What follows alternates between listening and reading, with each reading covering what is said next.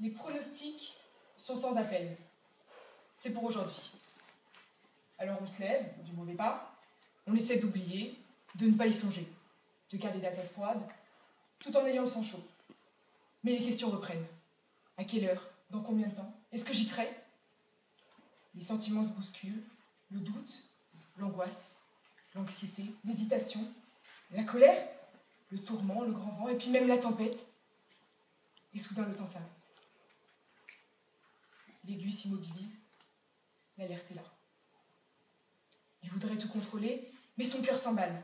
Au milieu de cette journée, la tension est palpable. Il ouvre la fenêtre, ouvre grand les yeux, et il voit 2 mots. Admissible, Sciences Po. Mesdames et messieurs les jurés, Monsieur le Président, en ce jour céleste du 27 mars 2015 et des résultats du concours d'admissibilité à l'Institut de sciences politiques de Paris, l'émotion nous a dominés. Elle n'a pas flanché, elle nous a plongés dans un état affectif ineffable, au-delà même du qualifiable. Alors vous conviendrez comme moi que pour un discours et puis pour répondre à une question aussi singulière que l'émotion a-t-elle pris le pouvoir, nous ne pourrions pas nous cantonner à un événement si singulier que les sciences politiques. Alors prenons cet idéal esthétique qui impose un pouvoir infini aux hommes, l'art. L'art, c'est l'expression de la beauté, la création d'un objet, ou encore la matérialisation des émotions. Les émotions transmises par l'art ont acquis aujourd'hui un pouvoir incommensurable sur les hommes. Connaissez-vous un homme, bon, à part Omar Sy, qui resterait insensible au plaisir d'un opéra en allemand de 4 petites heures? La musique donne une âme au cœur et des ailes à la pensée, disait Platon. Bien loin d'un ouvrage assommant de philosophie, l'art est riche en émotions. L'art n'est pas neutre, non. L'art est drôle, joyeux, heureux, maladroit, impressionnant ou tout simplement attirant. L'art, c'est la capacité à transmettre des émotions par un tableau ou une photo et dire plus de choses sur le génocide arménien que n'importe quel bouquin. Et à l'instar des émotions, l'art est varié. Cinéma, poésie, peinture, sculpture, danse classique ou valse en la mineure de Chopin, l'art est partout. Au théâtre, par exemple, l'émotion est omniprésente. Éclats de rire, tremblements, anxiété, sursauts ou cris de joie, comédiens et spectateurs en voient de toutes les couleurs. Et justement, bière qui saoule ne fait pas de mousse, alors arrêtons-nous ici un instant pour que ceux qui ne sont pas férus de théâtre comme moi puissent bien saisir le sens du propos.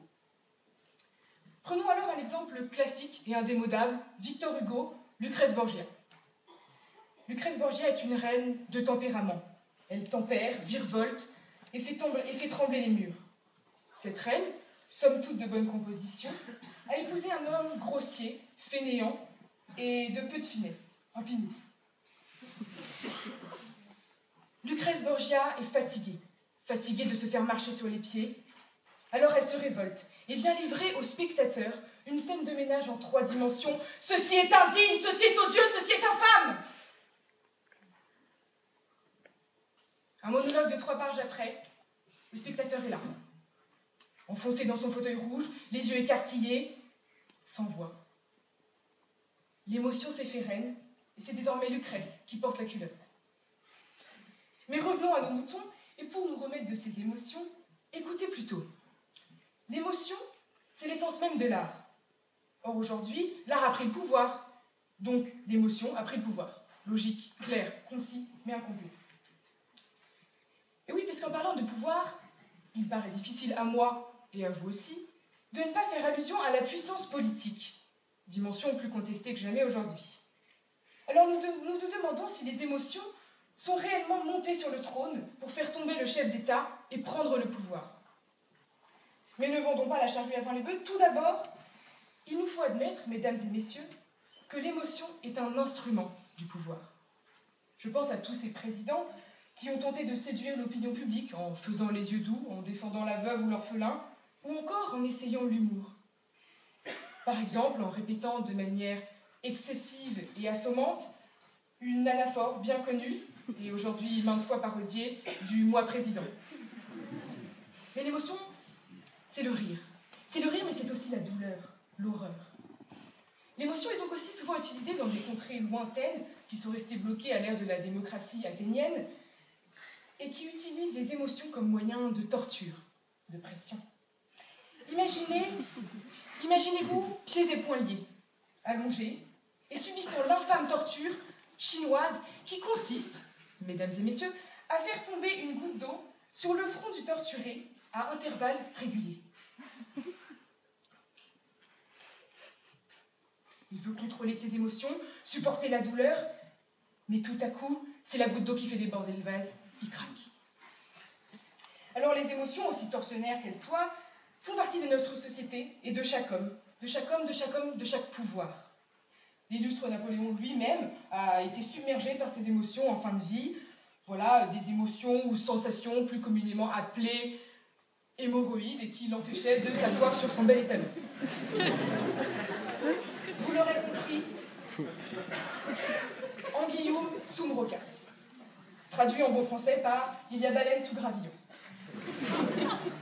Mesdames et messieurs les jurés, monsieur le Président, nous sommes forcés d'admettre que l'émotion a pris le pouvoir.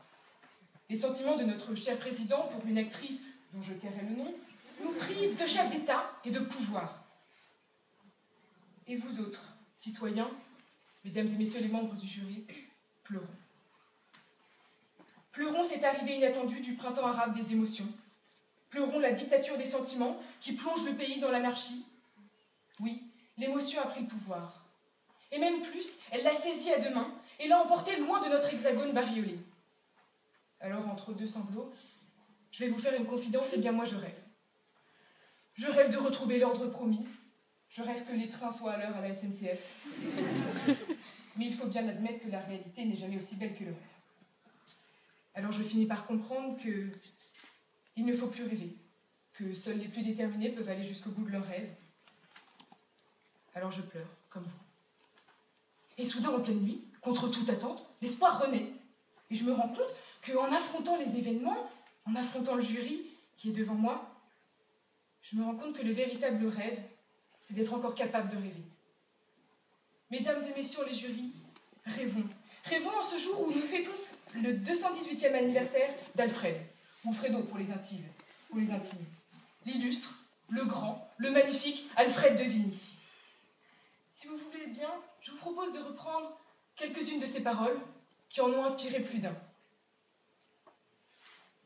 Il y a deux classes d'hommes, ceux qui ont et ceux qui gagnent. Les premiers se couchent, les autres se remuent. Espérons que ce soir, je me sois assez remuée.